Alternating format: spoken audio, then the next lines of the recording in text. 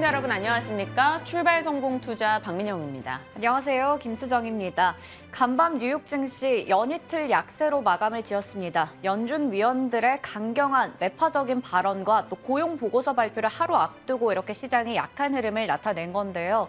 아무래도 이번 주 또 한 주의 마지막 거래일이고 또 우리는 긴 연휴를 앞두고 있기 때문에 오늘도 투자 전략이 참 중요할 것 같다라는 생각도 듭니다. 조금은 불확실성을 제고하고자 하는 매도 물량도 일정 부분 감안을 해야 될 것 같고요. 뉴욕장의 분위기를 과연 우리가 어떻게 받아들일지, 그리고 그 가운데서 그래도 선전하고 있는 반도체에 대한 의견들까지 지금부터 같이 점검해 나가겠습니다. 일단 간략하게 굵직하고 큰 이슈가 있었던 건 아니고요. 뉴욕장의 소식들 점검해 보도록 하겠습니다. 자, 일단 뉴욕 증시 3대 지수 모두 떨어진 채 거래를 마쳤습니다. S&P 500과 다우는 1% 이상의 하락이 나왔고요. 나스닥도 0.7% 정도 밀렸죠. 일단 초반에 호재성 이슈로 해석된 건 있었습니다. 신규 실업수당 청구 건수가 예상보다 훨씬 많았다라는 거죠. 실업수당 건수가 많았다. 결국에는 고용 악화를 의미하는데요. 한동안은 예상보다 적었기 때문에 연준이 긴축을 하기 좋은 환경이다라는 것에 무게가 찍혀 있는데 이게 조금 지표가 반전된 겁니다. 이번 주에만 고용 관련한 데이터 3번이 나왔고 이제 정점을 찍게 되는 게 오늘 밤에 발표될 미국의 고용 보고서겠죠. 일단은 신규 실업수당 청구 건수가 예상을 상회했다라는 소식에 시장은 좀 긴축이 완화되지 않을까라는 기대를 가졌습니다만 아무래도 이 고용 보고서를 대기하면서 시장의 심리는 꺾였습니다. 비농업 고용과 실업률 그리고 임금 상승률이 어떻게 나올지 봐야 한다라는 시각이 압도적으로 나왔고요. 특히나 임금 상승률 같은 경우는 지난번 고용 보고서에서 상당히 부담되는 수준이었기 때문에 이번에 이게 잡히지 않는다면 또다시 긴축을 더 세게 할 수 있다라는 시장의 시각이 나온 겁니다. 임금 상승률 어떻게 나오는지 꼭 체크하시길 바라겠고요. 그 외에는 좀 반복된 내용이었습니다. 유럽에서 지표가 부진했고 길트체 변동이 심화됐고 그러면서 미국의 국채금리가 올라가고 달러 강세 움직임, 주가는 떨어지고 유가는 올라가는 흐름이 나타났습니다. 유가가 4거래일 연속해서 상승, 여전히 오펙 플러스의 200만 배럴 감산 소식이 영향을 주고 있습니다. 그러다 보니까 시장에서도 거의 반복되는 내용들, 반복되는 종목들의 흐름이 나타났고요. 거의 다 밀려났습니다. 그런데 유달리 많이 빠진 쪽이 좀 더 쨍한 빨강을 띠고 있는데요. 바로 부동산 리츠 쪽과 유틸리티입니다. 일전에도 말씀드렸습니다만 배당 수익률이 상당한 메리트로 여겨지던 시기가 있었는데 지금은 아니다라는 거죠. 왜냐하면 금리가 올라오고 있기 때문에 연말이면 배당 메리트 있는 부동산 유틸리티 여기에서 매력도가 떨어지고 있다. 이렇게 전해드렸던 바가 있죠. 일단 오늘 부동산 유틸리티 섹터로 봤을 때는 가장 많이 밀려났습니다. 그리고 S&P 500을 구성하고 있는 11개 업종 중에서 올라선 쪽은 에너지 업종 하나네요. 1% 이상 상승 나오면서 초록불을 강하게 보여주고 있습니다. 자, 그래도 반도체 쪽은 색깔이 오락가락합니다. 초록도 있고 좀 버건디 컬러도 있고 하죠. 이 말은 좀 제한적인 하락을 보였다. 이렇게 해석이 가능할 것 같아요. 종목들의 낙폭이 1% 미만으로 그렇게 크지 않았습니다. 다만 AMD가 시간외에서 실적을 내놨는데 예상치 대비 많이 부진하게 나왔고요. 그러면서 시간외에서 3.9% 정도 떨어지는 것까지 확인을 하고 들어온 상태입니다. 자, 그리고 테마성으로 놓고 봤을 때 어느 쪽이 많이 올랐나, 어느 쪽이 많이 내렸나 정도는 확인이 가능한데요. 눈에 띄는 게 있네요. 태양광과 풍력이 또다시 하락 테마 쪽에 가 있습니다. 어제도 미국 태양광주가 급락했는데 국내에선 그래도 일부 태양광주가 강했거든요. 하지만 미국장에서는 이게 여전히 하락 쪽으로 반영이 되어 있고요. 우라늄, 태양광, 2차 전지 소재, 풍력, 최근에 미국에서 많이 올랐던 쪽 위주로 차익 실현 매도 물량이 더 강하게 나옵니다. 다만 오히려 지금 시점이 매수 기회가 될 수 있다는 시각도 나오고 있어요. 그러니까 같이 한번 점검을 하시고요. 바이든 대통령이 이 마리아나 소지 전과자들을 모두 풀어준다. 이런 소식이 전달이 되면서 마리아나 관련 테마가 가장 강하게 올라갔고요. 에너지 쪽 강세 속에 석유, 가스, 시추 쪽의 종목들 여전히 탄력적인 흐름을 나타냈습니다. 오늘 뉴욕장은 한 이 정도로만 정리가 가능할 것 같고요. 하나 좀 불안 요소가 등장을 했습니다. 오늘 시장의 긴축 부담감을 키웠던 건 바로 연은 총재들의 발언이 될 텐데요. 그중에서도 닐 카시카리가 금리 인상 중단과 지금 거리가 멀다. 피벗에 대한 기준은 상당히 높기 때문에 기대하지 마라고 못을 박는 듯한 이야기를 꺼내놨습니다. 시장에는 당연히 좀 부담이 됐고요. 가능성은 낮아 보이긴 합니다만 새로운 불안감이 등장을 하네요. 페드워치 기준으로 12월에 금리 상태가 어떻게 될까 하며 열어봤더니 75bp 확률이 조금 등장을 했습니다. 어제 대비 가능성이 올라가는 흐름. 그러니까 11월에도 75bp, 12월에도 75bp 더블 자이언트 스텝을 밟게 되는 게 아니냐. 일부 불안감이 등장합니다. 물론 가능성 수치로 봤을 땐 굉장히 낮아서 조금 가능성은 없을 것으로 보입니다만 지켜봐야겠죠. 자, 그리고 속보 소식이 있었습니다. 방송 들어오기 직전에 이제 나오더라고요. 로이터에서 삼성과 SK 하이닉스에 대해서는 대중 반도체 제재에서 제외하겠다라는 소식이 들려왔습니다. 어찌됐건 국내 업체들 이에 대한 부담을 살짝 덜어갈 수 있는 소식인 만큼 어떻게 반영이 될지 봐야 되고요. 어제 저녁경에 나온 소식은 삼성전자가 우리는 아직 감산 생각이 없어 라는 이야기가 나왔습니다. 마이크론이나 키옥시아나 여기저기서 감산을 하고 있고 감산을 해야 될 것으로 예상이 됐던 삼성 측에서는 아직까지는 생각이 없다라고 밝힌 거죠. 그리고 오늘 삼성전자와 LG전자 잠정 실적 발표 예정돼 있습니다. 개장 전에 나오니까 보통 곧 나오겠죠. 삼성전자 3분기 매출은 조금 증가한 것으로 예상이 되고 있고요. 영업이익은 12조 원 정도로 마이너스 25% 정도 예상치는 부진할 것으로 예견되고 있습니다. 하지만 대다수 반도체 섹터에 대한 전망 자체가 지금은 워낙 보수적으로 잡혀있기 때문에 뭐 그렇게 새로운 내용은 아닌 것 같고요. 이걸 시장이 어떻게 해석하느냐가 중요할 것 같은데 조금 최근에는 긍정의 시나리오가 많이 써지고 있는 반도체인 만큼 오늘장 조금 기대를 해보도록 하죠. 자, 이런 여러 가지 시장 이야기를 담아봤고 이제 본격적인 키워드 통해서 내용들 들어가 보겠습니다. 저는 DDR5 얘기, 어제 반도체 쪽 관련해서 소부장단 종목들은 좋았거든요. 그중에서도 DDR5 저는 좀 좁혀서 전략을 짜보려 합니다. 네, 저는 첫 번째로 2차 전지 관련주 내용 브리핑 전해드리겠습니다. 어제 2차 전지주가 정말 너나 할 것 없이 강한 모습을 나타냈습니다. 네. 이렇게 섹터를 좀 분류를 해봤어요. 생산 쪽에서는 삼성 SDI가 2%대로 LG 에너지 솔루션 2% 가까이 올랐고요. 정말 유일하게 SK 이노베이션은 2% 정도 빠졌습니다. 그리고 장비 쪽도 이렇게 다 강했어요. 아바코 같은 경우에는 8월에 진만쌤의 유망주기도 했었는데 수익률이 아마 12% 정도를 기록했던 것 같습니다. 잠시 후에 또 AS 가져보도록 하겠고요. 그리고 소재 부품 관련주들도 모두 다 강한 흐름 나타냈습니다. 그리고 폐배터리 관련주들도 역시나 빨간불 가득했고요. 리튬 관련주에서도 LNF 8%대 강세 보였는데 역시나 진만쌤의 유망주기 때문에 잠시 후에 이야기 들어보도록 하겠습니다. 어제 이 2차 전지주들 강했다 얘기를 드렸는데 최근에 또 이제 실적 시즌이 다가오면서 기대감도 같이 몰리고 있는 것 같습니다. 보시면 정말 중요한 종목들 많죠. 이 판은 아무래도 좀 캡처를 하셔서 보실 필요가 있을 것 같습니다. LG 에너지 솔루션이 오늘 금요일에 잠정 실적을 발표를 하죠. 네. 지금 3분기 실적에 대한 기대감이 나오면서 LG 에너지 솔루션이 이거래일 연속으로 좀 강한 흐름을 이어가고 있거든요. 오늘 장에서 한번 유심히 지켜보셔야 할 것 같습니다. 이 부분 꼭 캡처하셔서 보시길 바라겠고요. 네. 어제 2차 전지주에게 힘을 실어줬던 뉴스 바로 이거였습니다. 먼저 최근에 바이든 미 대통령이 윤석열 대통령에게 친서를 보냈어요. IRA 우려를 해소하기 위해서 이제 한국과 협의를 지속적으로 하겠다 이런 긍정적인 내용의 친서를 보냈고요. 그리고 나서 바로 다음 날 이러한 뉴스가 전해졌습니다.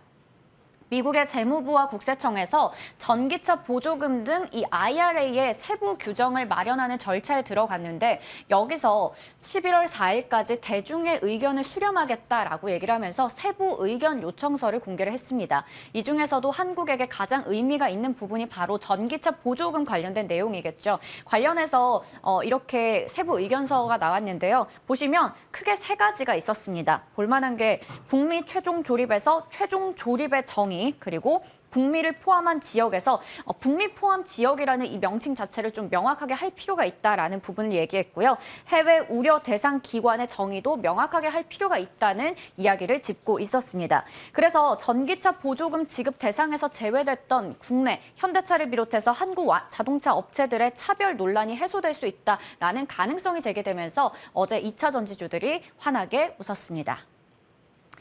그리고 2차 전지 관련 업종들은 최근에 주가가 좀 많이 밀리기도 했었는데요. 미국의 연준의 금리 인상 기조 그리고 유럽 전기차 수요 우려 속에서 연초 대비해서 KRX 2차 전지 K 뉴딜 지수가 20% 가까이 빠졌습니다. 그런데 지금 보시는 것처럼 하나투자증권에서는 최근에 2차 전지 업종들의 주가가 내렸긴 하지만 오히려 실적 컨센서스는 상향 조정됐다고 이야기를 하면서 그렇기 때문에 밸류에이션은 2020년 이후로 최저치에 근접한 상황인데 피크아웃에 대한 우려는 아직은 이르다라고 보고 있었습니다. 그러니까 좀 긍정적인 얘기를 하고 있었어요. 실적에 주목해 보자라는 건데 그래서 우리가 지금 2차 전지주를 그러면 저가 매수를 해도 되는 기회인지 좀 궁금합니다. 여러 증권사에서 의견을 내서 좀 가지고 왔는데요. 먼저 미국의 IRA와 관련해서 이 한국의 배터리셀이나 관련된 핵심 소재 업체들이 수혜를 얻을 것이다라는 의견을 내고 있었습니다. 각각 증권사들 보면 대신증권에서는 IRA 관련된 매출은 2024년 이후에 본격화될 거기 때문에 중장기적으로 좀 볼 필요가 있고요. 단기적인 실적까지 모두 다 고려할 필요가 있다라고 얘기하면서 최선호주로는 LNF를 꼽았습니다. 하반기에 견조한 실적이 예상된다라는 부분 포인트로 짚었고요. 그리고 하나증권에서 는 최근에 양극재 전구체 사업을 위해서 LG화학과 맞손을 잡은 고려아연에 대해서 투자 의견을 긍정적으로 제시하면서 목표 주가 62만 원에서 73만 원으로 상향 조정했습니다. 마지막으로 하이투자에서는 하반기에도 주요 고객사들의 양극재 수요가 늘어나고 가격 상승 효과까지 가져가면서 에코프로비엠의 3분기 실적이 기대된다라고 얘기를 했어요. 동일 업종 대비해서도 지금 저평가되어 있는 상태이기 때문에 매력적이다라고 보고 있었습니다. 이 2차 전지 업종 내에서도 정말 모멘텀이 제각각인 것 같은데요. 2차 전지주 앞서 IRA 관련해서 세부 의견 요청서가 올라온 만큼 이 부분이 일시적으로 악재가 해소돼서 반등이 나온 것인지 아니면 앞서 봤듯이 우리 실적 타이밍 잘 노려서 실적에 대한 모멘텀 있는 종목들 지금 사도 괜찮은 건지 어떤 종목은 사고 어떤 종목은 팔아야 될지 체크해 보도록 하겠습니다. 네, 언제나 개인 투자자들에 대한 관심도가 높은 섹터가 바로 2차 전지 쪽입니다. 이 중에서 실적 시즌을 노려서 팔아보거나 사봐야 될 종목들 추려가도록 하죠. 다음 이슈는 DDR5 앞서 예고해드린 대로 살펴보겠습니다.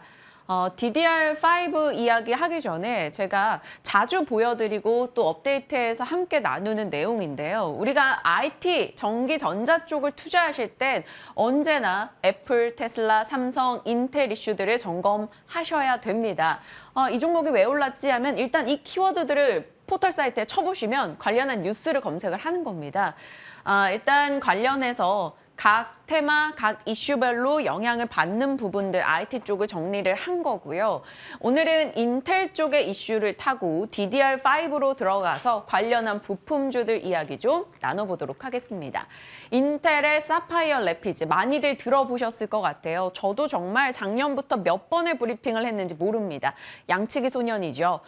계속 인텔을 사파이어 래피즈를 출시하겠다 했는데 계속해서 늦춰졌습니다. 그러면서 DDR5에 대한 기대감도 같이 늦춰졌죠. 이게 작년 11월에 보여드렸던 데이터인데요. 그때 당시에 PC 부분에 엘더레이크라고 해서 PC향 DDR5라고 생각을 하시면 될 것 같습니다. 이것이 출시가 됐었는데 내년도에 2분기경에 인텔의 사파이어 래피즈가 나올 거다라는 이야기였었습니다. 그런데 2분기에 못 나왔고요. 이제서야 나온다라는 소식이 들려오고 있습니다. 인텔의 사파이어 래피즈 출시를 10월 5일에 인텔 부사장이 예고를 했습니다. 조만간 나옵니다. 라고 이야기했죠. 서버용 CPU 고부가 가치 D램인 DDR5를 지원하고 있는 프로세서, 그게 바로 인텔의 사파이어 래피즈입니다. 인텔의 사파이어 래피즈 DDR5가 나오게 된다면 빅테크 업체들은 서버향 교체 수요를 불러일으킬 것이고요. 그렇다면 관련한 생산사 혹은 부품사들은 당연히 이득을 노려볼 수가 있겠죠. 우리 삼성전자, SK 하이닉스도 들어가는 포인트가 되겠습니다. 그렇기 때문에 꼭 이 내용들 점검을 하셔야 될 것 같고요. 오늘 저희 실적 발표 삼성전자 잠정치 예정이 되어 있죠. 노근창 센터장 나와서 또 그에 대한 이야기 해주실 거니까요. 10시 30분경에 꼭 저희 방송 체크하시길 바랍니다. 자, 이 이야기 계속 이어가 보죠. DDR5 어떤 의미를 가지고 있을까요? DDR4 대비해서 속도 올라가고 전력 소모는 줄어들고 신뢰성은 올라간다라고 합니다. 설계 구조도 변경이 돼요. 설계가 바뀐다 그러면 싹 바뀌는 거잖아요. 그러면 당연히 IT 부품사들은 상당한 변화를 겪게 되겠죠. 그래서 그 안에 들어가는 IT 부품사를 봐야 합니다라고 시장은 얘기를 하는 거고요. DDR5가 더 의미가 있는 건 생산사나 부품사 입장에서는 안 바꿀 이유가 전혀 없다라고 합니다. DDR4 대비해서 가격은 높고요. 전력 소모는 낮고요. 부품 단가는 높다 보니까 제조사부터 부품사까지 모두 실적에 대한 기대를 가져갈 수 있다는 거죠. 특히나 서버향을 우리가 기다렸던 이유는 서버는 데이터 센터 서버 24시간 돌아갑니다. 그러면 당연히 전력 소모가 굉장히 중요한 포인트겠죠. 그러다 보니 구매 비용보다는 유지 보수 비용에 신경을 쓸 수밖에 없고 구매 비용을 들여서라도 바꾼다라는 거죠. 그래서 우리가 DDR5를 그렇게 애타게 노래 불렀던 겁니다. 그리고 DDR4 때를 한번 들여다봤더니 이 밑에 파란 선이 코스닥 반도체 주가인데요. 그 DDR4 관련주들의 흐름을 보면 훨씬 압도적으로 좋았습니다. 특히나 출시되고 초기예요. 그래서 DDR5 IT 부품주, DDR5 이슈가 있을 때마다 들썩였던 거고 계속 지연되면서 실망감의 타격을 받기도 했던 겁니다. 자, 그럼 어떤 종목들을 봐야 될까요?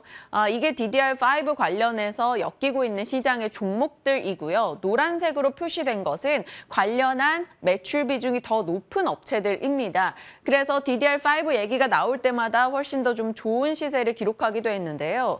아비코 전자입니다. 그리고 TLB 관심을 많이 받고 있는 종목들이고요. DDR5를 꽤나 오랫동안 추적하면서 리포트를 내고 있는 쪽이 신한금투입니다. 신한금투에서는 이렇게 얘기하죠. 관련 노출도와 신규 부품 그리고 점유율을 봐야 되는데 관련해서는 TLB, 아비코전자, 심텍을 보자라고 말합니다. 아비코전자 같은 경우는 이 DDR5에 새로운 부품이 들어가게 되는데 그게 메탈 파워 인덕터입니다. 이 인덕터 DDR5 시장이 굉장히 크다라는 점, 날이 갈수록 높아질 수밖에 없다라고 말하고 있어요. 그래서 본다면 이들 종목으로 보자라고 얘기합니다. 자, 그럼 올해 이들의 흐름은 어땠을까요? 어제장에서 모두 다 빨간불을 켜고 있었습니다. 어제 전반에 IT 쪽이 좋았기 때문인 거죠. 올해는 시장의 여파 받아서 이렇게 내려갔습니다만 보시다시피 다른 종목들 빠진 거 대비해서는 그나마 덜해요. 12%면 올해는 굉장히 양호한 겁니다. 보통 뭐 40%씩 빠진 종목들이 많다 보니까요. 대덕전자도 그렇고요. 그래서 이들 종목 어떻게 바라봐야 될지 오늘 DDR5 키워드로 해서 전략 챙겨보겠습니다. 자, 가나안가나 볼까요? 네, 가나안가나는 철강주로 준비해봤습니다. 지금 도금, 강판이나 철근 같은 철강값의 인상 추진에 가전이나 자동차 쪽의 전방 산업들이 긴장하고 있는 상황입니다. 이 스틸플레이션 현실화에 대한 우려가 나오면서 어제 철강주들이 강한 흐름을 나타냈습니다. 정규장에서요. 철강 주요주들 일제히 강했고요. 그리고 철강 중소형주도 강한 불을 켰는데 하이스틸 같은 경우에는 잠시 후에 또 저희가 진행할 박종현의 돌파 매매에서 4월부터 제시해 주셨던 종목이고 최고가 기준 수익률 48% 자랑하고 있습니다. 그리고 휴스틸은 바로 지난주 유망주였는데 이 종목도 수익률이 18% 정도 나고 있어요. 그래서 철강 관련주들은 잠시 후에 돌파 매매 시간에 AS 가져보도록 하겠습니다. 네, 다양한 전략들 저희 시간 준비되어 있습니다. 함께 하시고요. 앞서 노근창 센터장 10시 반이 아니라 8시 30분입니다. 저희 시간 개장 직전에 함께 하실 거니까요. 내용 점검하시길 바랄게요. 지금부터 전략 함께 나눠보시죠.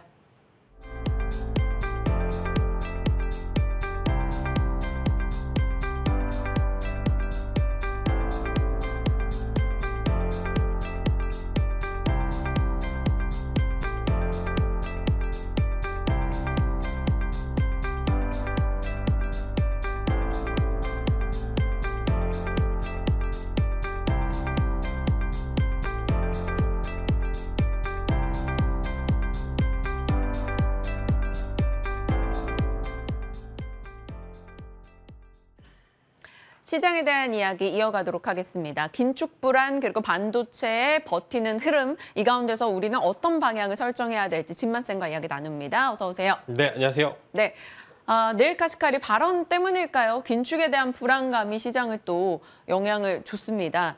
어찌 생각하시는지 75 얘기가 나와요. 네, 뭐 여러 가지 테드워치를 보면은 항상 이제 지수가 빠질 때마다 조금씩 새로운 게 하나씩 생기는 것 같아요. 이제 뭐 25도 있었었는데 25, 50, 75, 100 그냥 그 안에서 계속 이제 지수와 조금 이제 비슷한 좀 이제 후행하는 모습을 많이 보여주고 있는 것 같습니다. 그래서 일단은 뭐 일단 미국 시장이 빠졌다고는 하지만 일단 양 이틀에서 3일 정도 그래도 강한 모습을 보여줬기 때문에 일단 제가 말씀드렸죠. 미국 다음 주 발표된 미국 소비자 물가지수 이전까지 뭐 너무 과한 상승도 조금 부담이고요. 오히려 적당히 그 안에서 바닥을 잡는지 여부가 좀 중요한 것 같습니다. 그래서 어제는 사실 뭐 이제 오펙의 200만 배럴 감산 이슈, 그 다음에 이제 여러 가지 연준 이사들의 좀 이제 강경한 발언들, 그 다음에 이어서 뭐 사실 그렇게 좋을 거는 없었는데 이제는 조금 중요한 게 이제 AMD도 그렇고 이제 가이던스가 나오잖아요. 네. 이제 잠정실적치라든지 가이던스가 나오면서 이미 시장에서 반영하고 있던 부분들을 확정을 해주는 것 같다. 우리 이제 안 좋을 건데 이제 시간의 거리에서 뭐 빠지고 있긴 하지만 본장 들어가면은 또 귀신같이 또 말아 올리는 게 좀 이제 미국 시장의 좀 주요한 특성 중에 하나이기 때문에 이런 부분들이 이미 많이 빠져 있기 때문에 오히려 이제 실적이 안 좋았던 종목들은 실적 발표가 오히려 단기 이제 악재 소멸로 보시면 되는 거니까 이제 시간이 지날수록 긴축에 대해서 이미 여러 가지 매체들을 통해서 많이 거품들을 빼놓는 상황이기 때문에 여기서 추가적으로 더 하락하지 않는 이상 뭐 4분기 혹은 내년 정도까지는 이 구간에서 그렇게 크게 밑으로 빠지지는 않을 것이라고 좀 말씀을 드리겠고요. 어제 정말 어제 좀 주식시장 보신 분도 아시겠지만 코스닥이 어제 하락분을 다 돌렸습니다. 네. 그래서 한국도 마찬가지로 의외로 강할 수도 있는 게 이제 오늘 삼성전자 잠적실적 발표도 그렇고 전반적으로 그래도 반도체 쪽에 순풍이 분다가 지수가 바닥권에서 좀 강하게 지지를 해주고 있다라고 말씀을 드릴 수 있을 것 같고 이제 여러 가지 요소들이 있어 뭐 삼성전자는 특히 좀 괴랄한 상승이 좀 있는 것 같아요. 사실 얘가 이렇게 잘 버티나 이제 했을 정도로 굉장히 외국인들의 수급이 강하게 나타나고 있기 때문에 이런 부분들이 그래도 너무 과한 기대도 하지 않겠지만 그래도 너무 부정의 의견을 가질 필요는 없다. 여기서 포지션을 잡으실 분들은 너무 이제 급하게 또 포지션 잡기보다는 그 밑에 하단부와 이제 중간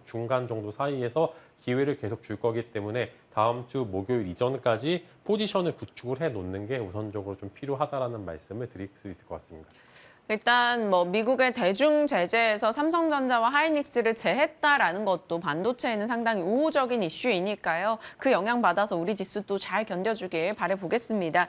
어제 2차 전지 쪽이 너나 할 것 없이 올랐잖아요. 뭐 폐배터리부터 해가지고 리튬, 뭐 소재, 장비까지 다 올랐는데 이제 또 실적 시즌이에요. 앞서 수정앵커가 정리를 해줬습니다만 그 실적 일정에 맞춰서 좀 사볼 만한 종목이 있을까요? 네, 뭐 이게 브리핑을 너무 잘하셔서 제가 뭘 할지 잘 모르겠는데요. 일단은 저는 이제 당연히 2차 전지들은 고밸류 논란이 매번 있었습니다. 돈을 잘 벌긴 하지만 모든 좋은 게 다 가미가 돼서 지금의 주가를 형성하고 있는 것도 저도 의견도 동의를 하고 있습니다. 그래서 이게 계속 지속이 될지 여부가 불확실했기 때문에 그래도 올해는 높은 실적에도 불구하고 좀 저조한 주가를 보여주었던 종목들도 굉장히 많았고요. 그래서 일단은 뭐 최근에 이제 세비캠과 이제 굉장히 최근에 좀 핫했던 성일아이템이나 세비템이 또 이게 바닥권에서 또 올라오더라고요. 네. 돌리는 거 보면은 와 역시 이제 그런 보유하고 있는 섹터 자체가 좀 신선하다면은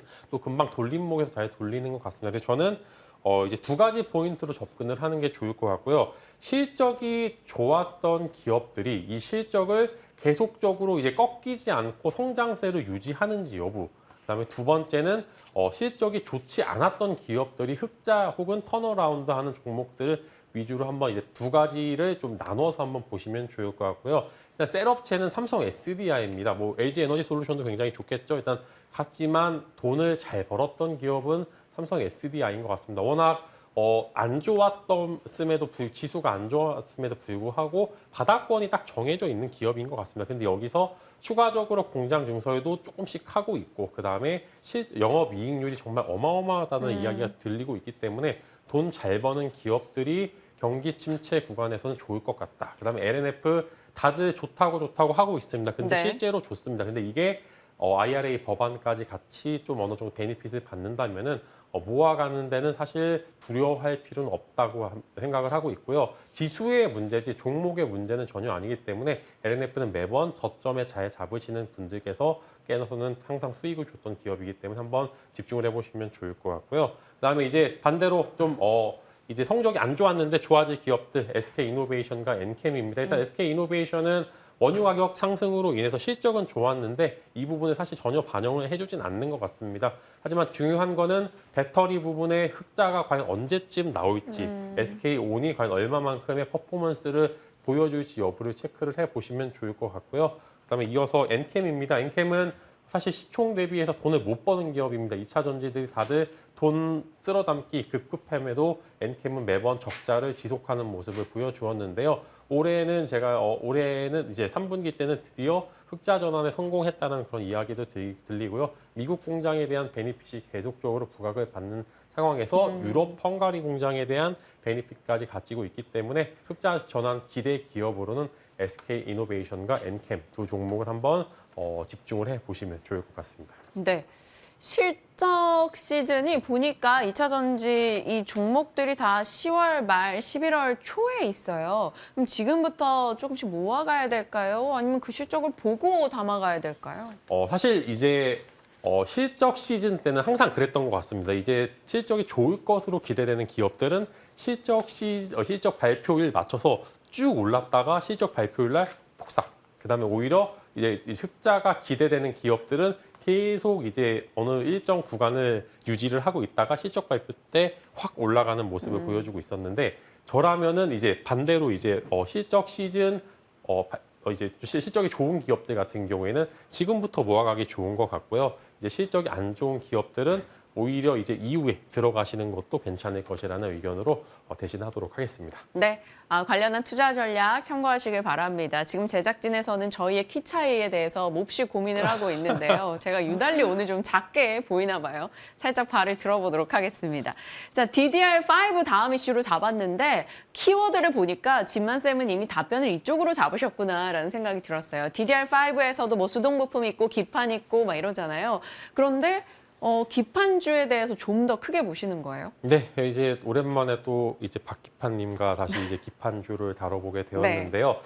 기판주를 보시면은 생각보다 덜 빠졌습니다. 이제 정말로 반도체들이 이제 매매를 맞는 시장에서도 의외의 실적에 대한 기대로 이제 주가 하락률이 그래도 상대적으로 제한된 모습을 많이 좋았고요. 이제 사실 이제는 그만 속아도 될 것 같은 게 이제 사실 이제 인텔의 차세대 CPU가 거의 이제 발표가 연기가 되는 게 거의 1년이 넘게 그러니까요. 이제 연기가 되고 있습니다. 뭐 이게 제품의 문제인 건지 아니면은 양치기 소년. 양치기 소년처럼 이제 나중에 이제 강한 무기는 나중에 좀 발표를 하려고 하는 거죠. 어떤 전략을 사용하고 있는지는 잘 모르겠지만 일단은 또 다시 이제 나오는 이제 4세대 CPU에 대한 기대가 나오는데 일단 지금 최근에 전력난이 계속 문제가 된 상황에서 이제 유럽 쪽도 그렇고 어느 정도 안정화가 되고 있는 시점입니다. 그래서 이런 시기에 오히려 교체 시기는 있을 수 있을 거고 지금 뭐 경기 침체가 우려가 있어서 뭐 신규 투자가 좀 제한된 상황이긴 하지만 의외로 서버용 PC가 견고하다라는 기사들도 많이 나오고 있고요. 어느 정도 그런 부분들이 가미가 된 주가기 때문에 기판주들, DDR5 관련주들 현재 구간에서는 그래도 많이 거품이 빠진 구간이기 때문에 가져가셔도 좋을 것 같고요. 워낙 이제 섹터 자체가 공장 증설을 그만치 했다라는 거는 사실 지금 경기 침체에 대한 우려에도 이미 생산할 수 있는 구간들이 많다라는 거기 때문에 너무 섹터도 많고 좋은 종목들도 많지만 저는 일단 실적이 확실한 기업 혹은 이제 어느 정도 모멘텀이 확실한 기업들 위주로 한번 공략을 해보시는 게 좋을 것 같고요. 저는 두 종목 정도 관심을 가지면 네. 좋을 것 같은데 뭐 BH는 뭐 워낙 유명하죠. 오히려 이제 저는 이제 뭐 FCBGA나 BGA를 좀 제외를 하고 워낙 FCBGA가 또 비싸기 때문에 지금 또 오히려 소외를 받을 수가 있는데 우리 BH나 이수페타시스 같은 이제 기존의 올드한 기판주들의 오히려 이제 이런 시적 시즌에 단단한 모습을 보여주면서 바닥권에서 좀 좋은 모습을 보여주지 않을까라는 그런 말씀으로 BH와 이수페타시스 두 종목을 기판주로서 DDR5 관련주로서 한번 관심을 가져보시면 좋을 것 같습니다. 네. 일단 DDR5로 가게 되면 기판 자체에 굉장히 많은 변화가 있기 때문에 기판에 대한 관심도를 많이들 올렸었고 또 인덕터라는 새로운 부품, 그 부분에 대한 긍정적인 탑재율 상승도 기대를 하고 있고 그래서 한번 잘 공부해 보시면 좋을 것 같아요. 일단 진만쌤께서는 기판 쪽에 초점을 맞춰주셨네요. 자, 진만 스픽으로 가겠습니다. 다시금 원전주. 네. 원전주 좀 더 사볼까요? 뭐 사야 돼요? 네, 조금 이제 원전들이 많이 밀렸습니다. 사실 이제 친환경도 그렇고 모멘텀에 대해서 조금 이제 원유 가격도 꺾이고 그 다음에 뭐 유럽 천연가스도 좀 밀리니까 방대적으로 밀렸는데 이제 오펙이 200만 배럴을 증설을 했잖아요. 그럼 미국 입장에서는 결국에는 에너지 자립화에 대한 이야기가 다시 나올 수밖에 없는 거고요.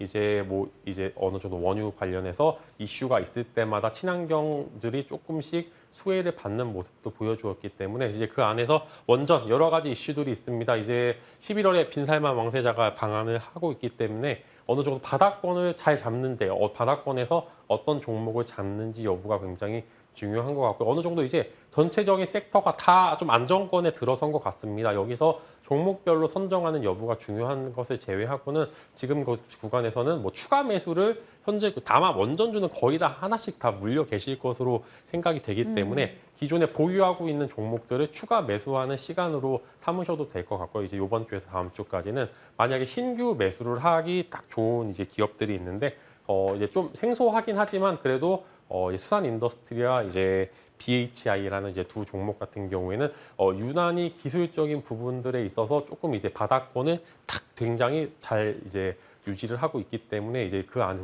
워낙 이제 원전 같은 경우에는 뭐 우진이라든지 오르비텍이라든지 이제는 뭐 1세대 원전, 2세대 원전, 2.5세대 원전까지 ETF 출시 이후로 오히려 좀 밀리는 모습을 많이 보여줬는데 저는 그 안에서 새로운 종목들이죠. 이제 수산 인더스트리와 BHI 두 가지 종목을 한번 편입을 해서 관심을 가져보시면 좋을 것 같습니다. 네. 말씀 주신 종목들 기억을 해보겠고요. 가나 살짝 갈게요. 요즘 스틸플레이션 얘기가 많이 나오고 있어서 철강주들도 어제 또 시세가 괜찮았잖아요.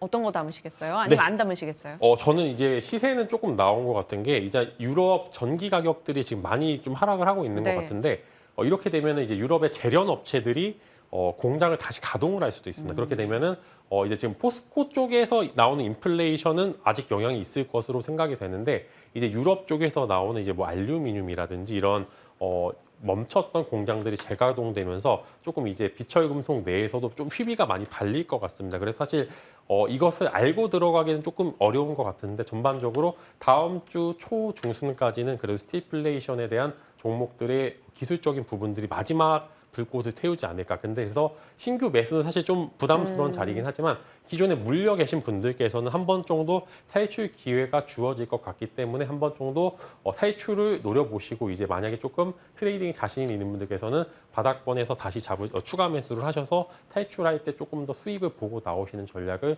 사용해 보시는 게 좋을 것 같습니다. 네.